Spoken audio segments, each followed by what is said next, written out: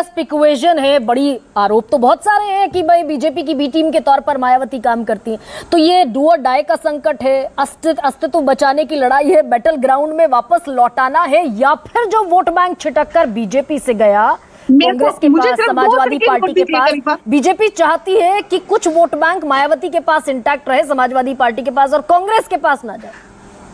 देखिए, पहली बात तो ये है कि मायावती जी को अभी एहसास हो गया है कि वो दलित राजनीति का जो दौर 1980 के दशक में और 90 के दशक में था, वो समय बदल चुका है।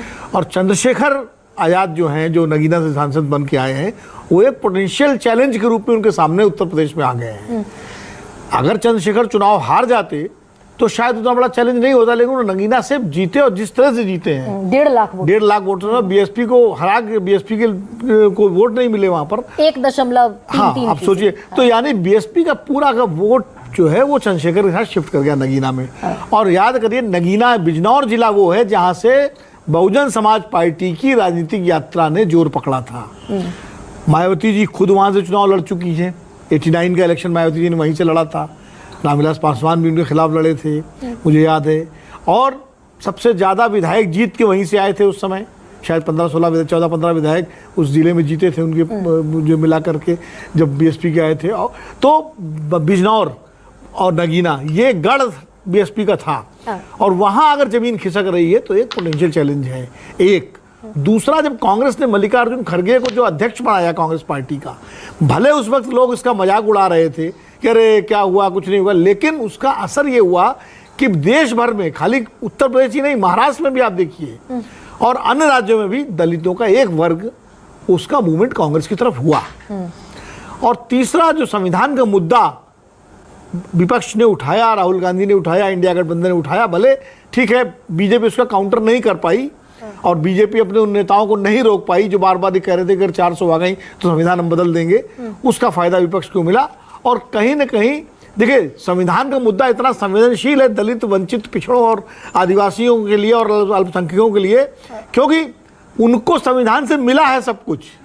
और सवर्ण समाज जो है, जिसमें मैं भी आता हूँ और जिसमें मनोज सिंह काका भी है, जिसमें सुरेंद्र भदौरिया भी है, इनके तो विशेषाधिकार संविधान ने लिए हैं। लेकिन विनोद जी, तो इसलिए हमारे लिए मुद्दा नहीं होगा। हाँ। लेकिन उन वर्गों के लिए मुद्दा था, है और रहेगा। लेकिन ये जो ऋतु कह रही है, पॉलिटिकल खेल भी है क्या कि भाई 8 सीटें बीजेपी को मिली इस बार उत्तर प्रदेश की, एससी की, जो पिछली बार 17 सीटें थी, 17 की 17 बीजेपी के पास थी 2014 में, 8 घट कर रह गई, 7 चली गई समाजवादी पार्टी को, 1 चली गई कांग्रेस को।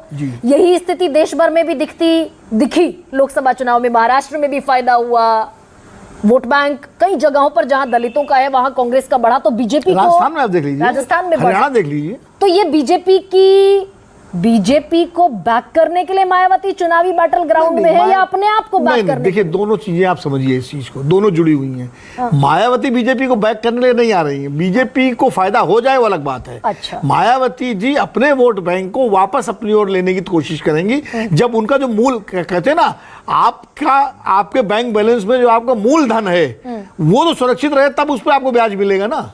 जब मूलधन चला जाएगा तो ब्याज कहां से मिलेगा? तो मायावती जी अपने मूलधन को वापस अपने साथ लेना चाहती हैं। अब उसमें जो है एक बड़ा वर्ग ऐसा है जो बीजेपी के साथ नहीं गया था अभी तक, वो अगर समाजवादी पार्टी और कांग्रेस गठबंधन के साथ चला गया है, वो अगर वापस लौट के मायावती के साथ जाता है तो बीजेपी का फायदा अपने आप हो जाएगा। उसके लिए बीजेपी कुछ करने की जरूरत थोड़ी है। अब देखिए, गुरु प्रकाश जी ने भी कहा ही, उन्होंने कहा कि हम इस पर जो है विचार करेंगे, हमारा नुकसान हुआ है। स्वीकृति है, अच्छी स्वीकृति है। आज तो मुझे अच्छा ही लग रहा है, सुधीर जी ने भी स्वीकारा और गुरु प्रकाश जी ने स्वीकारा। आमतौर पर प्रवक्ता लोग स्वीकारते नहीं है, तो ये एक अच्छी बात है कम से कम कि सहज भाव से उन्होंने अपने आत्मनिरीक्षण किया कि हाँ, मैं कह रहा हूँ कि मायावती जी कोई मिलकर बीजेपी से गेम कर रही, मैं इसको नहीं मानता, लेकिन उनकी कोशिश का फायदा बीजेपी को हो सकता है अगर जो वोट इंडिया गठबंधन की तरफ चला गया है, मिडक्राइड वोट, या जो बीजेपी के साथ नहीं जाना चाहता है, वो अगर वापस बीएसपी को लौटता है। लेकिन मैं एक बार बताऊं, मायावती जी के साथ सबसे बड़ी समस्या ये है कि मायावती जी, जो कांशीराम जी ने जो बहुजन समाज आंदोलन की राजनीति शुरू की थी, उसके बाद मायावती जी सर्व समाज पे आई, सर्व समाज पे आकर के उसके बाद पिछले 2014 से लगातार जो चुनावी राजनीति है उसमें मायावती जी पिछड़ती चली गई। पिछड़ी है, पूरा ट्रैक पिछड़ती रिकॉर्ड चली ऐसा ही गई है। और लेकिन विनोद जी, आप ये जो बात कह रहे हैं कि मायावती ने अगर अपना वोट बैंक भी सिक्योर कर लिया, बीजेपी को अपने आप फायदा हो जाएगा, लेकिन अब स्थितियां बदल गई क्या भाई? चंद्रशेखर आजाद के तौर पर एक दलित आइकॉन है देश के पास। Time magazine 100 most effective faces में उनका नाम शुमार करता है। ये बदल गई क्या स्थिति दलित आइकन? देखिए, अभी चंद्रशेखर जी को थोड़ा सा संघर्ष करना पड़ेगा। हाँ। वो चुनाव जीते हैं नगीना से, उसका उनको फायदा मिल रहा है, संसद में बहुत मुखरता से बोल रहे हैं, मुद्दे भी उठा रहे हैं, लेकिन उत्तर प्रदेश जैसे बड़े राज्य में पार्टी बना को जो है मायावती जी वाली जो स्थिति लाने के लिए मैंने तो वो देखा है लेकिन दौर। मुस्लिम भी उनके साथ है ना, नहीं, वो देखिए, मुस्लिम और दलित साथ लेकर चल रहे हैं। मायावती ने मुस्लिम को कहा कि भाई हम मुस्लिम की तो पहली प्राथमिकता इंडिया गठबंधन है। हाँ, मुस्लिम वहीं पर उनके साथ होगा। नगीना में आ गया क्योंकि नगीना में जीतते हुए दिखाई पड़ रहे थे, इसलिए मुस्लिम उस तरह से, मुस्लिम जब बीएसपी के साथ उस तरह नहीं आया, जब काशीराम जी और मायावती जी ने अपना जो है पूरे उत्कर्ष पे थे, तब भी मुसलमानों का एक छोटा ही सेक्शन उनके पास आया था, तब भी मुसलमानों की प्राथमिकता समाजवादी पार्टी और कांग्रेस रही थी। लेकिन मैं चंद्रशेखर जी को अभी उत्तर प्रदेश जैसे बड़े राज्य में अपना विस्तार करने के लिए बहुत मेहनत करनी पड़ेगी, क्योंकि मैंने देखा है बहुजन समाज पार्टी का विस्तार कैसे उत्तर प्रदेश में हुआ। और अगर 1993 में समाजवादी पार्टी गठबंधन नहीं करती बीएसपी के साथ, तो क्या बीएसपी यहां तक पहुंच पाती जहां पहुंची है? उसके लिए भले ही सुधीन जी इस बात को शायद तायद करेंगे, 1991 में जब काशीराम जी लोकसभा में जीते थे इटावा से, तो उसमें मुलायम सिंह जी का अप्रत्यक्ष रूप से बहुत बड़ा योगदान था। तो सुधीन और इसीलिए वो 1993 का गठबंधन हुआ उनका। उसमें मुलायम सिंह जी के योगदान को आप जो है नकार नहीं सकते। मनोज, मैं आ रही हूँ, बस थोड़ा सा वक्त मुझे दीजिए। सुधींद्र जी, कांशीराम की बात करना या बाबा साहब अंबेडकर की बात करना या अटल बिहारी वाजपेयी की बात करना, भाई दो पर थे। बीजेपी के ट्रैक रिकॉर्ड से तो ये बिल्कुल उल्टा ट्रैक रिकॉर्ड है। वो 2 पर आए, 2 से फिर शायद 76 पर पहुंचे, फिर 96 पर पहुंचे, फिर 102 पर शायद पहुंचे, if I am very much correct in the numbers, और फिर 282 पर पहुंचे और फिर 303 पर पहुंचे। लेकिन यहां तो ये बीएसपी का ट्रैक रिकॉर्ड तो बिल्कुल उल्टा है। घटते घटते घटते घटते 0 पर लोकसभा में और विधानसभा में 1 पर। ये कितना पॉसिबल है मायावती के लिए रिटेन करना? अगर आप उस समय जनता पार्टी जब बनी सन 77 में जी, और बाद में इन्होंने अपना नाम उसका रखा भारतीय जनसंघ बीजेपी, और जब ये जनता पार्टी के अंदर थे शामिल, तो लगभग 100 सीटें थी इनकी लोकसभा में। उसके बाद 2 सीटें हो गई।